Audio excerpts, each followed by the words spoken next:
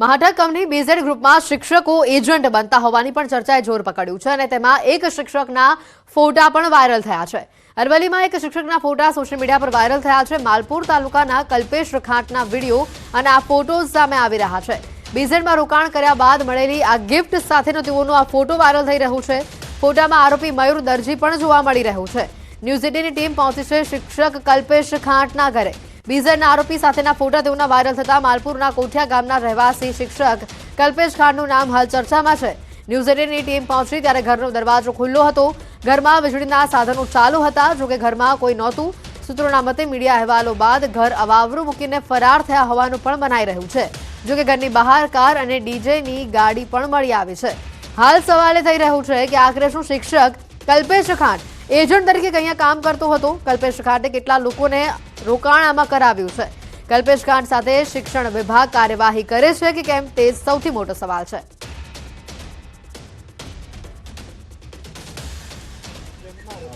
અરવલ્લી જિલ્લામાં એક પછી એક નામો સામે આવી રહ્યા છે। બીજેડ જે કૌભાંડ છે 6000 કરોડનું, તેને લઈને ખાસ કરીને ન્યૂઝ 18 ગુજરાતીની ટીમ માલપુરના અનિયોર પાસેનું જે કોઠિયા ગામ છે ત્યાં પહોંચી છે। જે શિક્ષક જે કહેવાય રહ્યો છે પ્રાથમિક દ્રષ્ટિએ કલ્પેશ ખાંટ, તેનું આ ઘર છે અને આ જે મયુર દરજી છે માલપુરનો એજન્ટ, તેની સાથેના ફોટો તેના વાયરલ થયા છે। ખાસ કરીને આ એજન્ટ છે કે નહીં, પરંતુ શિક્ષકોના નાણાં કલ્પેશ ખાંટ દ્વારા ઉઘરાવાયા હોય તેવી શક્યતાઓ વર્તવામાં આવી રહી છે। આવા દ્રશ્યો જોઈ શકો છો કે ઘરનો દરવાજો તો ખુલ્લો છે, પરંતુ ઘરમાં કોઈ નથી। ઘરમાં લાઇટ પણ ચાલુ છે, વીજળી પણ ચાલુ છે। આ સાથે જ કલ્પેશ ખાંટની એક ગાડી અહીં પડી રહી છે। તેનો જે ડીજેનું જે વ્યવસાય છે, ડીજેની ગાડી પણ અહીં જોવા મળી રહી છે। એટલે કે અનેક વ્યવસાયો સાથે કલ્પેશ ખાંટ જોડાયેલો છે। ખૂબ બહોળો વેપાર તેનો છે। ત્યારે શિક્ષક તરીકે તે હાલ નોકરી કરી રહ્યો છે જાલોદ ખાતે, તે પણ શક્યતાઓ કહેવામાં આવી રહી છે। આ સંજોગોમાં શિક્ષક હોવું અને ત્યારબાદ નાણાં એકઠા કરી અને બીજેડમાં રોકાણ કરવું, એટલે અનેક લોકોના નાણાં સલવાયા છે। સીઆઈડી ક્રાઇમ તપાસ તો કરી રહી છે, મયુર દરજીની પણ તપાસ કરવામાં આવી છે। આ સંજોગોમાં ન્યૂઝ 18 અહીં પહોંચ્યું હતું, સંપર્ક કરવાનો પ્રયાસ કર્યો, પરંતુ કોઈ પણ વ્યક્તિ અહીંથી મળ્યા નથી, સંપર્ક થઈ શક્યો નથી। આ સંજોગોમાં પોલીસની કાર્યવાહીની રાહ જોવામાં આવી રહી છે। હાર્દિક પટેલ, ન્યૂઝ 18 ગુજરાતી, અરવલ્લી। અને હવે વાત બાળ તસ્કરીના કૌભાંડની।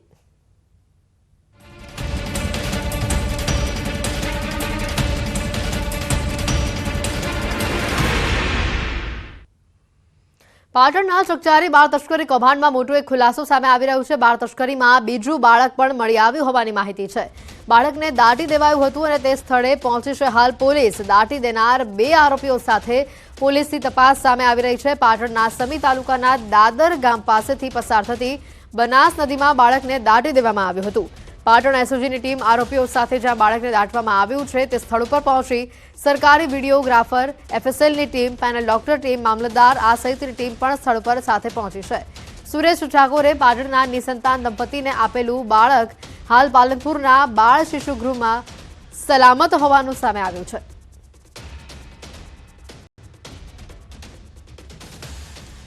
બાળ તસ્કરી બાબતે નવો જ એક ક્યાંક વળાંક સામે આવ્યો છે। ત્યારે દ્રશ્ય બતાવીશ કે દાદર અને કામલપુર વચ્ચે જે બ્રિજ આવેલો છે ને ત્યાં જે બનાસ નદી પસાર થયા છે, ત્યાં એક નવજાત શિશુને ક્યાંક દફન કરવામાં આવ્યો છે। તેની એસઓજીને ક્યાંક બાતમી માહિતી મળે છે અને એસઓજી એફએસએલની ટીમ, મામલતદાર તેમજ સરકારી વિડીયોગ્રાફી સાથે જે બાળકને દફન કરવામાં આવ્યો છે નવજાત શિશુને, તેના અવશેષો બહાર કાઢવાની પ્રક્રિયા હાથ ધરાય છે। જોકે સમગ્ર ઘટનાક્રમ પર વાત કરીએ તો પ્રથમ ઘટનાક્રમ સાતરપુરનો અંતરિયાળ વિસ્તાર જે કોરડા ગામ છે ત્યાંથી બહાર આવવા પામે છે, જ્યાં સુરેશ ઠાકોર નામનો ઈસમ બોગસ હોસ્પિટલ તેમજ બોગસ તબીબ બનીને ક્યાંક જે હોસ્પિટલ ખોલીને લોકોના આરોગ્ય સાથે છેડા કરતો હતો। તે બાબતે સુરેશ ઠાકોરની એસઓજી પોલીસ ધરપકડ કરે છે અને ક્યાંક રિમાન્ડ મેળવીને તપાસ હાથ ધરે છે। ત્યારબાદ વધુ એક ક્યાંક નીરવ મોદી નામનો ઈસમ સુરેશ ઠાકોરને પકડ્યા બાદ એક વધુ બી ડિવિઝન પોલીસ મથકે ફરિયાદ નોંધવામાં આવે છે, જેમાં સુરેશ ઠાકોર નામનો જે બોગસ તબીબ પકડાય છે તે ક્યાંક 1.20 લાખ એટલે કે 1,20,000નો નવજાત શિશુ ક્યાંક નીરવ મોદીને વેચવામાં આવે છે તેવી ફરિયાદ નોંધાય છે। એટલે સમગ્ર ફરિયાદ બાબતે એસઓજી પોલીસ ક્યાંક સુરેશ ઠાકોરની વધુ પૂછતાછ કરે છે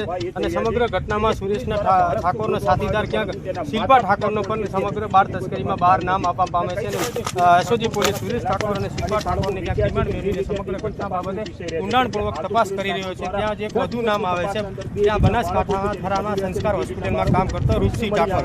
સમગ્ર બાળક ક્યાંક રૂપસિંહ ઠાકોર દ્વારા સુરેશ અને શિલ્પાને આપવામાં આવે છે અને તે જ બાળક ક્યાંક નીરવ મોદીને આપવામાં આવે છે અને નીરવ મોદી ત્યારબાદ બાળક તંદુરસ્ત ના રહેતા સુરેશ ઠાકોરને આ બાળક પરત કરે છે અને ત્યારબાદ પૈસાની માંગણી કરતા સુરેશ ઠાકોર આ બાળકને પૈસા પરત આપતો નથી અને સમગ્ર જે બાળકને વેચવાનો કાંડ છે તે બહાર આવવા પામે છે અને સમગ્ર મામલે જ્યારે પોલીસ તપાસ કરી રહી ત્યારે ત્યાં સુરેશ ઠાકોર અને શિલ્પા ઠાકોર ક્યાંક બનાસકાંઠા વિસ્તારમાં જે ગઢ પોલીસ મથક છે તે વિસ્તારમાં નવજાત શિશુને ક્યાંક બિનવારસી ત્યજી દેવામાં આવે છે. ત્યાં ગઢ પોલીસ દ્વારા ક્યાંક બિનવારસી બાળક મળવા બાબતે ફરિયાદ નોંધાય છે અને જે નવજાત બાળક છે તે શિશુ ગૃહમાં રાખવામાં આવે છે. ત્યારે આ બાળક હાલ ક્યાંક તંદુરસ્ત છે, પરંતુ આ સમગ્ર ઘટનામાં બે વધુ નામ આવે છે, ધીરેન દેસાઈ અને નરેશ ઠાકોરના. નરેશ ઠાકોરને બંનેને પકડીને પૂછતાછ કરવામાં આવે તો ક્યાંક વધુ એક બાળકના લે વેચનો સોદો કર્યો હોય તેવી ક્યાંક ઘટનાક્રમ સામે આવે છે, જેમાં બાળક ક્યાંક મૃત પામે છે અને તે બાળકને ક્યાંક બનાસ નદીમાં દાટવામાં આવે છે તેવી ઘટનાક્રમ બહાર આવે છે. એટલે કે અત્યારે એસઓજી પોલીસ, એફએસએલની ટીમ તેમજ મામલતદારની ટીમ સમગ્ર અત્યારે બનાસ નદી ખાતે પહોંચી છે.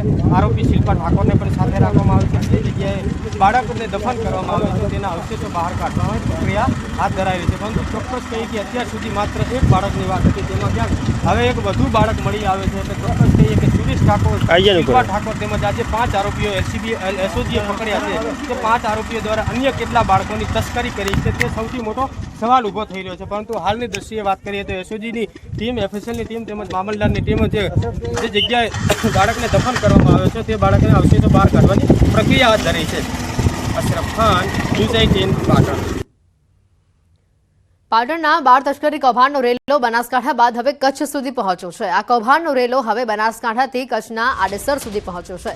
આરોપી સુરેશ ઠાકોર, શિલ્પા ઠાકોર અને રૂપસંગ ઠાકોરની પૂછપરછમાં વધુ નવા 2 નામ ખુલ્યા છે.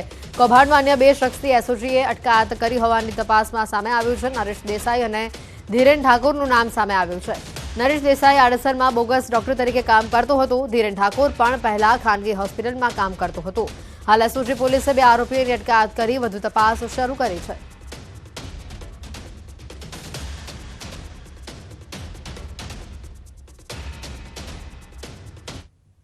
આઈપીએસ કરણરાજ વાઘેલાની મુશ્કેલીઓ વધી છે. કરણરાજ વાઘેલા સહિત 5 લોકો સામે સમન્સ કાઢવા હુકમ કરવામાં આવ્યો છે. 4 વર્ષ પહેલા ભાવનગરના વેપારીને માર મારી વડોદરા લાવવામાં આવ્યો હતો.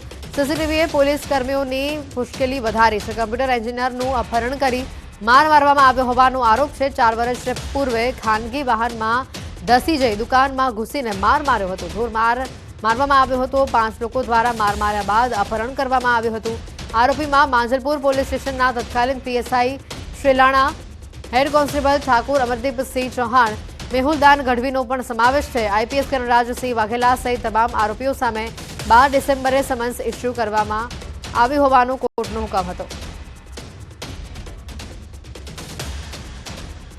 વડોદરાના ચીફ જ્યુડિશિયલ મેજિસ્ટ્રેટ દ્વારા તારીખ 11/11ના રોજ ઉપરોક્ત જણાવેલ કલમ હેઠળના ફોજદારી ઇન્કવાયરીને મંજૂર કરી અને આરોપીઓની સામે કેસ રજીસ્ટર કરવાનો હુકમ કરવામાં આવેલો હતો. વધુમાં આ કામના આરોપીઓ સામે 447, 504, 506 અપલોઝ ટુ 325, 323, 327, 341, 342 અને 114ના સબબ ગુનામાં ફોજદારી કાર્યનીતિ અધિનિયમ 2004 મુજબ તારીખ 18/12/2024ના રોજ સમન્સ ઇસ્યુ કરવામાં હુકમ કરવામાં આવેલ છે. જેના અનુસંધાને નામદાર કોર્ટે પોલીસ પાસે ચાર્જશીટની પણ માંગણી કરેલી છે. આણંદના ઉમરેઠમાં નગરપાલિકાના ચીફ ઓફિસરને માર મારવામાં આવ્યો. બિનઅધિકૃત રીતે લગાવેલા જાહેરાતના બેનર હટાવવાની કામગીરી દરમિયાન આરોપીઓએ મનપાના ચીફ ઓફિસર અને કર્મીઓને માર માર્યો. ચીફ ઓફિસર ભારતીબેન સોમાણીએ આક્ષેપ કરતા જણાવ્યું છે કે બાગે સિરાજી રેસિડેન્સીના હોર્ડિંગ્સ હટાવવા દરમિયાન ટોળાએ હુમલો કર્યો, જાહેરમાં તમાચા માર્યા તેમજ નગરપાલિકાના અન્ય કર્મીઓ સાથે મારામારી કરી હતી. સમગ્ર મામલે પોલીસે ફરિયાદ નોંધવા તજવીજ હાથ ધરી છે. ટોળાએ ઉશ્કેરાવીને એમ કીધું કે આ તો બોર્ડ અહીંયા જ રહેશે અને અમારી સાથે બીભત્સ વર્તન કર્યું છે અને છેલ્લે પછી મારામારી પણ અમારી સાથે કરી છે. કર્મચારીઓને પણ માર્યા અને મારા ઉપર પણ હાથ ઉપાડેલો છે અને એ લોકોમાં જે નામ છે મને અજાણ છે પણ એથી આજુબાજુથી જે કર્મચારીઓ છે એ લોકો તેને ઓળખે છે. રજૂઆત કરી કે ભાઈ તમે પરમિશન નથી લીધી એટલે તમારે આ બોર્ડ ઉતાર લેવું પડશે એમ. તો પેલા જે કોન્ટ્રાક્ટરના માણસોને જ્યાં જાહેર કરીને છે અમદાવાદી એ એમ કે બોર્ડ નહીં ઉતરે એમ. તો મેડમ કશું વાંધો નહીં, અમારી ટીમ દ્વારા અમે ઉતારી લઈશું એમ. તો મેડમ અમને સૂચના આપી. તે પહેલાં તો મેડમ ઉપર વાર કર્યો, લાફો માર્યો અને ગમે તેવા જાતિવાચક શબ્દો બોલી અને બેનને મારી નાખવાની ધમકી આપી. રાજકોટ મનપાના સસ્પેન્ડેડ પૂર્વ ટીપીઓ મનસુખ સાગઠિયા ફરી વિવાદમાં આવ્યા છે. કોર્ટમાં તારીખ દરમિયાન સંબંધીઓને મળી રહ્યો હોવાનો વિડીયો વાયરલ થયો છે. કોર્ટની તારીખ દરમિયાન સાગઠિયા રાજકોટ કોર્ટમાં હાજર કરાયો હતો અને કોર્ટ પરિસરમાં સંબંધીઓને તે મળતો જોવા મળી રહ્યો છે. પોલીસની હાજરીમાં જ સાગઠિયા સંબંધીઓને મળતા હોવાનો આ વિડીયો વાયરલ થયો છે. વિડીયો વાયરલ થતા ટીઆરપી કાંડમાં ભોગ બનનાર વકીલ સુરેશ ફળદુનું નિવેદન સામે આવ્યું. સાગઠિયા એસીબીની તારીખ દરમિયાન મળ્યા હોય તેવી શક્યતા છે અને આ રીતે મળવું તે ગેરકાયદે છે. કોઈપણ વ્યક્તિ પરિવારજનોને મળવું હોય તો કોર્ટની પરવાનગી લેવી એ ફરજિયાત હોય છે, એમ પણ વકીલનું નિવેદન સામે આવ્યું છે. રાજકોટ મહાનગરપાલિકાના પૂર્વ સસ્પેન્ડેડ ટીપીઓ છે મનસુખ સાગઠિયા તે ફરી વિવાદમાં આવ્યા છે. કોર્ટ પરિસરમાં જ જે છે પરિવારને મળતા હોવાનો જે છે એ વિડીયો સામે આવ્યો છે. ત્યારે હાલ આપણી સાથે રાજકોટના વકીલ છે, આપણે એમની સાથે વાત કરીશું. સુરેશ ફળદુ વકીલ છે. સાહેબ, શું કહેશો, આજે કઈ રીતના કયા કેસમાં હતા અને શું વિગત? જ્યારે પણ આરોપીઓને પરિવાર સાથે મળવાનું હોય અથવા એડવોકેટ એન્ગેજ કરવા સંબંધે કોઈ વાતચીત કરવાની હોય ત્યારે નામદાર અદાલતની પરવાનગી વગર આરોપીઓને મળવા દેવામાં આવતા નથી. એડવોકેટ એન્ગેજ કરવા માટે વાતચીત કરવી હોય તો પણ કોર્ટની અંદર પરિવારને બેસી અને વાતચીત કરવા માટે પરવાનગી આપવામાં આવે છે. એ સિવાય આરોપીને એના પરિવારજનોને મળવા, ચા પાણી પીવા કે પાણી પણ પીવા દેવા પરવાનગી આપવામાં આવતી નથી. આ ટીઆરપી અગ્નિકાંડની વાત થઈ. 2 દિવસ પહેલાં જે આ ઘટના ઘટેલ છે ત્યારે કોઈ ટીઆરપી અગ્નિકાંડની મુદત ન હતી. સાગઠિયા સામે કુલ 3 કેસ દાખલ થયેલ છે. એક ફોર્જરીનો છે, એક ટીઆરપી અગ્નિકાંડ છે અને એક એસીબીનો કેસ છે. એટલે ટીઆરપી સિવાયના જો કોઈ કેસમાં તારીખ હોય અને આવેલ હોય અને કોર્ટ પરિસરમાં, કારણ કે એકલા વ્યક્તિ છે એ એના પરિવારને મળતા હતા એવી હકીકત છે. દરેક કેસમાં જોઈએ તો 1થી વધુ આરોપી છે, સિવાય કે એસીબી. તો એસીબીના કેસમાં એ તારીખે આવેલ હોય અને એના પરિવારને મળેલ હોય એવી ઘટના બનેલ હોય એવું શક્ય આપણે માની શકીએ. કોઈ પણ આરોપી છે એ આરોપીને એના પરિવારને મળવું છે તો તેના માટે એને પહેલાં અદાલતની પરવાનગી લેવી પડે. અદાલતની પરવાનગીમાં કયા બાબતે મળવું છે, કયા હકીકત છે, શું બાબત છે એ પહેલાં અદાલતને એને કહેવી પડે. રહી જમવાની વાત, તો જમવાની પરવાનગી આપવામાં નથી આવતી, એટલા માટે કે જેલમાંથી જમાડી અને પછી જ મુદતે મોકલવામાં આવે છે. રહી વાત કોઈ કેસ બાબતે ડિસ્કશન કરવાની, તો એડવોકેટે ડિસ્કશન કરવાની હોય કેસ સંબંધી તો એડવોકેટ ડિસ્કશન કરી શકે છે એ અદાલતની પરવાનગી લઈ. અને એના પરિવારજનોને મળવું હોય તો પણ એ અદાલતમાં છે એ પરવાનગી લીધા વગર મળી શકતા નથી. મહેસાણાથી સમાચાર આવી રહ્યા છે. જિલ્લાની 4 હોસ્પિટલોને 5 ગણી પેનલ્ટી ભરવાનો હુકમ આપવામાં આવ્યો છે. કડીની ભાગ્યોદય હોસ્પિટલને ₹1.10 લાખની પેનલ્ટી ઇસ્યુ કરાઈ છે. લાયન્સ હોસ્પિટલને 65,435 પેનલ્ટી ઇસ્યુ કરાઈ છે. તો નૂતન જનરલ હોસ્પિટલને 45,850ની પેનલ્ટી, શંકુસ હોસ્પિટલને 65,100ની પેનલ્ટી, વિસનગરની કૃષ્ણા મલ્ટી હોસ્પિટલને ₹1.14 લાખ દર્દીને પરત કરવાની નોટિસ અપાઈ છે. એપેન્ડિક્સનું ઓપરેશન પીએમજેએવાય યોજનામાં ન થઈ શકે તેમ કહીને પૈસા લીધા હતા. પીએમજેએવાય હેઠળ દર્દીઓ પાસેથી 4 હોસ્પિટલોએ ડિપોઝિટ સહિત ચાર્જ વસૂલ્યો હતો. 7 દિવસમાં પેનલ્ટી જમા નહીં કરાવે તો યોજનાની માર્ગદર્શિકા મુજબ પગલાં લેવામાં આવશે.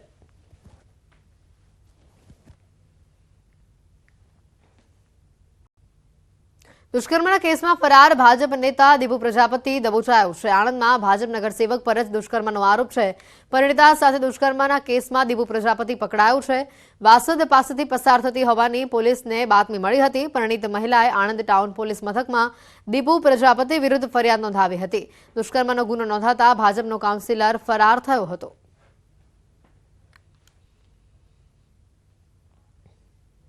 ભરૂચના સુત્રેલ ગામે 3 દિવસ પહેલા તસ્કરોએ ચોરીની ઘટનાને અંજામ આપ્યો છે, જેમાં કુલ 16.13 લાખની મત્તાની ચોરી કરવામાં આવી છે. જે ઘટનાના સીસીટીવી ફૂટેજ સામે આવ્યા છે. પોલીસે ફૂટેજના આધારે તસ્કરોને પકડવા ચક્રો ગતિમાન કર્યા છે. ઉલ્લેખનીય છે કે સુત્રેલ ગામે ખડકી ફળિયા વિસ્તારમાં રહેતા યોગેશભાઈ રાતના સમયે બહાર ગામ ગયા હતા. ત્યારે મકાન માલિક ઘરની બહાર હોવાનો લાભ લઈ તસ્કરોએ મકાનનું તાળું તોડી ચોરી કરી નાખી. મકાન માલિક ઘરે પરત આવતા ઘરનું તાળું તૂટેલું જોઈ ચોરી થયાની જાણ થઈ હતી, જેથી પોલીસ ફરિયાદ નોંધવામાં આવી હતી.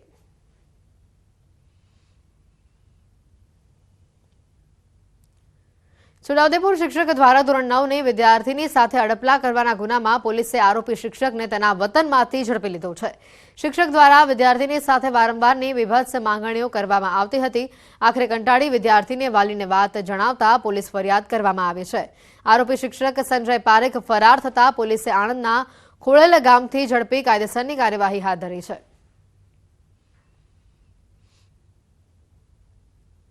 સ્કૂલના શિક્ષક હતા, જેથી જે ગુનો રજીસ્ટર કરી અલગ અલગ કલમથી ગુનો રજીસ્ટર કરી આરોપીને ઝડપવા માટે પોલીસની ટીમો કામે લાગેલી, જેમાં જે આરોપી જે છે એના ક્લાસ ટીચર સંજયભાઈ છોટુભાઈ પારેખ, એમના આણંદ એમનું ગામ આવેલું છે ખડોલ ગામ, ત્યાંથી એમના ઘરેથી ઝડપી લેવામાં આવેલ છે. પોરબંદરના લીમડા ચોક નજીક મોડી રાત્રે નશામાં હથિયાર સાથે એક શખ્સ દ્વારા બબાલની ઘટના બની છે. આ મામલે કીર્તિ મંદિર પોલીસે પોતે જ ફરિયાદી બની આરોપી રાજુ રાણા ઉડેદરા વિરુદ્ધ ગુનો નોંધાવ્યો છે. આરોપી રાજુએ લીમડા ચોક નજીક કોઈ કારણોસર પોતાની કાર રસ્તા પર રાખી છરી અને પાઇપ સાથે રોફ જમાવતા થોડો સમય માટે ટ્રાફિક જામના દ્રશ્યો સર્જાયા હતા. આ મામલે કીર્તિ મંદિર પોલીસે આરોપી વિરુદ્ધ ગુનો નોંધી આરોપીની ધરપકડ કરી છે. કીર્તિ મંદિર પોલીસ તથા એલસીબીએ આરોપીને ઘટના સ્થળે લઈ જઈ સમગ્ર ઘટનાનું રિકન્સ્ટ્રક્શન કરાવ્યું હતું.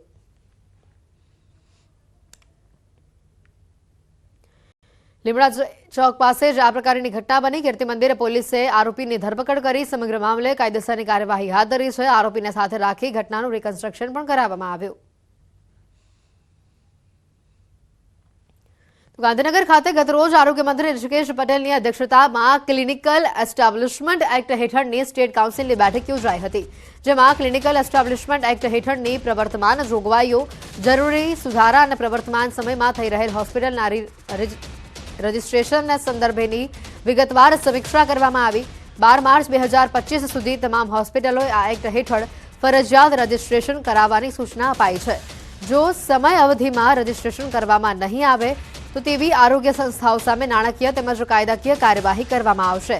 આ એક્ટ અંતર્ગત તમામ સરકારી આરોગ્ય સંસ્થાઓ, ખાનગી તેમજ ટ્રસ્ટ સંચાલિત સંસ્થાઓએ રજિસ્ટ્રેશન કરાવવાનું ફરજિયાત છે. એલોપેથી, આયુર્વેદિક, હોમિયોપેથી, સિદ્ધ અને યુનાની જેવી સેવાઓ આપતી તબીબી સંસ્થાઓએ પણ રજિસ્ટ્રેશન ફરજિયાત કરાવવાનું રહેશે.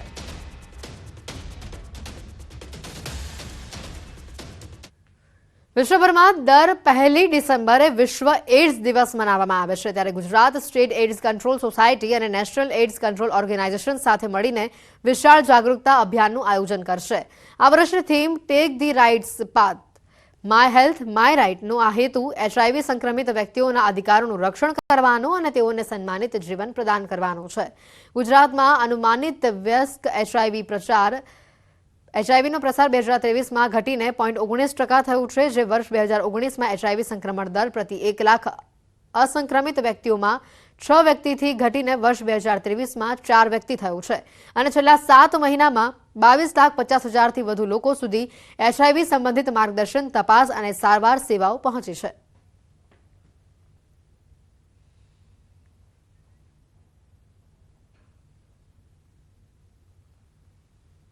બુલેટિનમાં અત્યારે ફક્ત આટલું જ. રજા આપશો. નમસ્કાર.